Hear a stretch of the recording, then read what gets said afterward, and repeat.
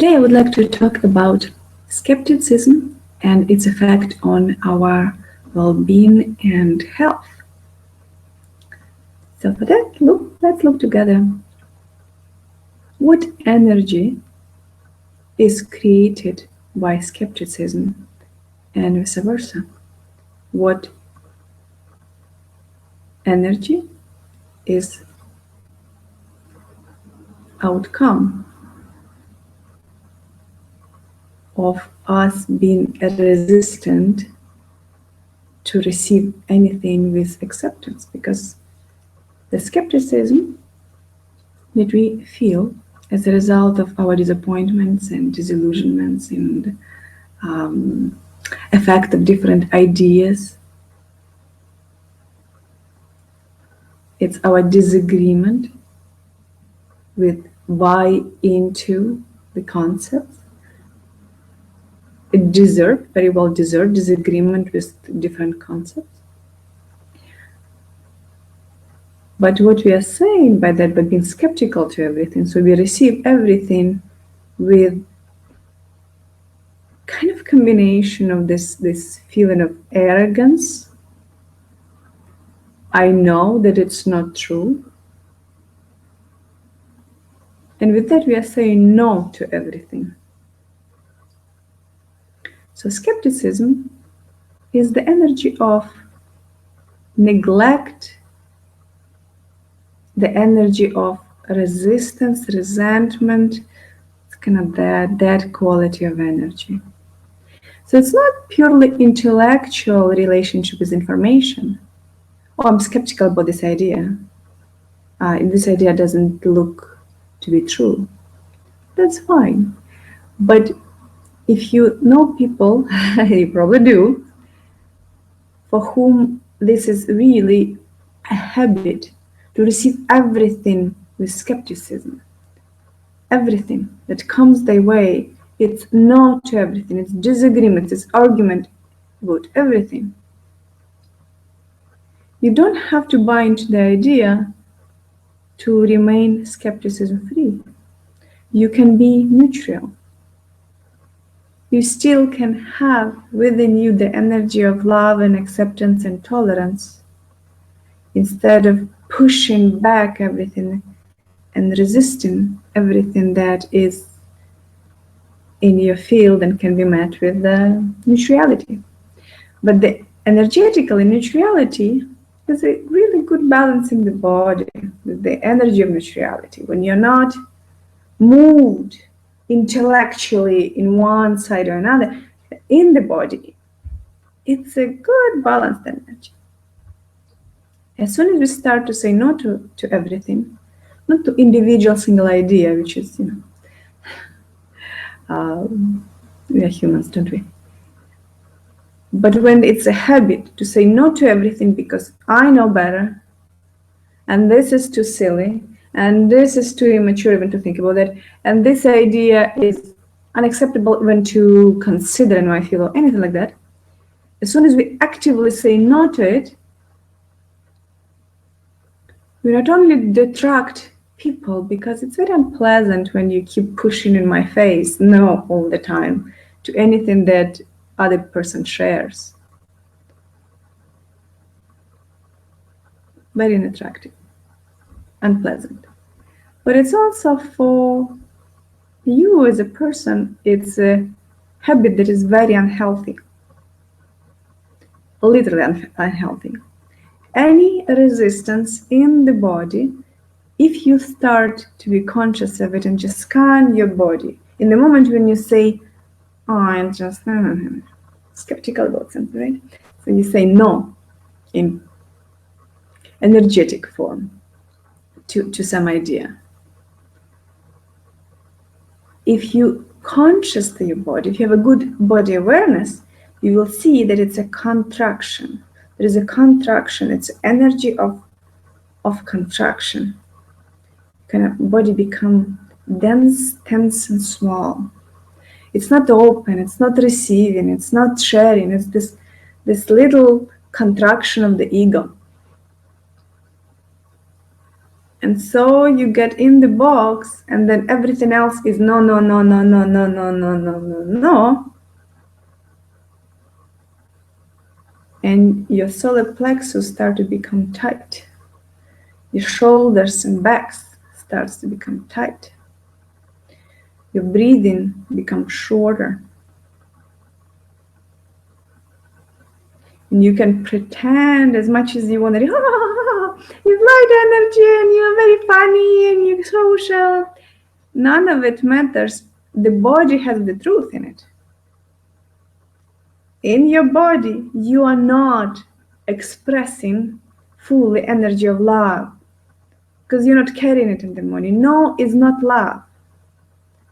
Love is yes to life. It doesn't mean that it's yes to ideas.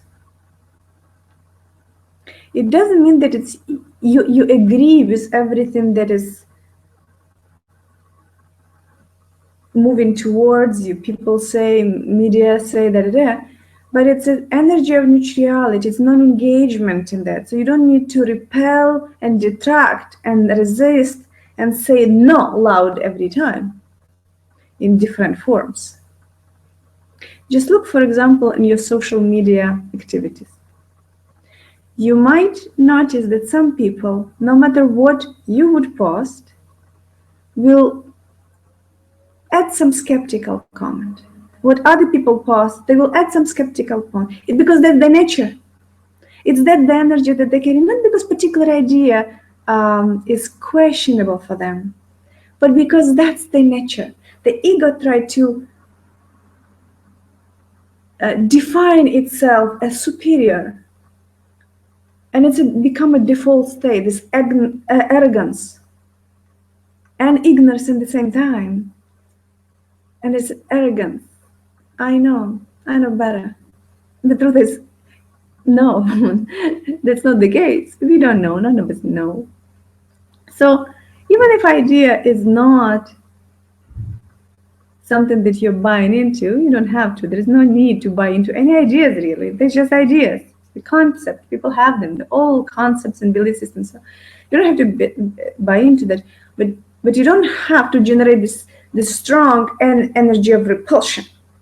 You just, it's passing by, the ideas, the concept, the thoughts, because that's the ideas are. They're just thoughts, just the thought forms.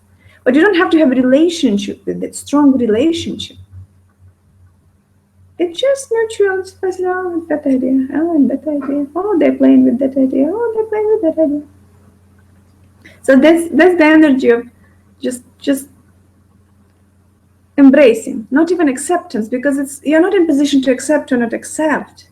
Because even there's an element of ego. Oh, okay, I accept that. I don't accept that. But just this embracing, all of it is floating like clouds. All the ideas, they're just floating, and people playing with them. You don't have to engage, but you don't have to very strongly resist and resent, because then it's first of all, you are arrogant, full of ego, full of it really, because you don't know, like anybody else. You really don't know. We don't know. We know nothing. We know nothing. We can share ideas, share thoughts, but the skepticism is very negative energy. It's very it's unpleasant. Very unpleasant to everybody. And in your body, it manifests itself in form of different health conditions, different diseases. So, my invitation: try to embrace more. Don't fight. Don't fight with ideas. Don't fight with ideology. Don't engage much with that if it's not something that you want to engage with and defend or otherwise. Just don't engage. Observe, witness, and let it be, and allow it in the space to be present, and still love people who share little illusions that you witness, because we all share different illusions. We're all very delusional beings, and that defines us as humans. We're full of ideas and full of thoughts and full of beliefs, and they drive our day-to-day life activities, and emotions and so on. So it's all part of our being, part of our nature. You don't have to say no to life that is presented in form of this creation human, right? Because you are human too. And when you say no to everything, you get no back. So there's no unity in it. There is only separation. Skepticism separates people. It separates you from you as well. Because if you're skeptical to everything, because it's a habit, then you're disconnected all the time. You're not only disconnected from people, because as soon as you say no to people a few times to their way of living their life through thought processes, you give them this negative energy a number of times, they will separate from you because they don't want to be triggered through unpleasant sensations while they were not looking for that. They were looking for companionship and sharing love and reuniting with the universe. And you create just opposite. You create separation where they looking for unification. And in addition, you separate yourself from the higher self, some would call it. Some say God, some say consciousness, unified universe. Doesn't matter what you call it, but the sense of self that is all embracing. You redefine yourself as an ego way too often, and there's no space between these recurrences, so you don't have opportunity to fully experience the sense of unification for which we so long. We all long for this sense of unity, and you rob yourself from the sense of unity because skepticism separates, and then your body starts to feel effects of it. So my invitation: watch it.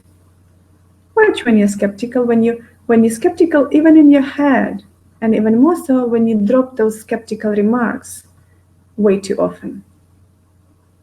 What are you trying to accomplish? Are you trying to look cool and knowledgeable and wise and intellectual and educated? But the truth is, if you look deep, deep, deep down, you know that you don't have truth in your knowledge. You don't.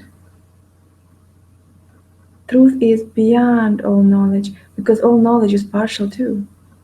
All knowledge that so far is accessible to us in form of particular thought structures is partial, because a thought itself is always partial. So if you look honestly within, in the moment of your skepticism, if you allow yourself to be vulnerable, you will see that's my rebellious against my own sense of what the word? Unfullness. Can I say full? I cannot say that.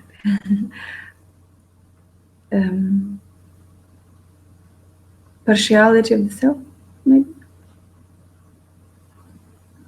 Because you don't want to feel arrogant, really. You don't want to.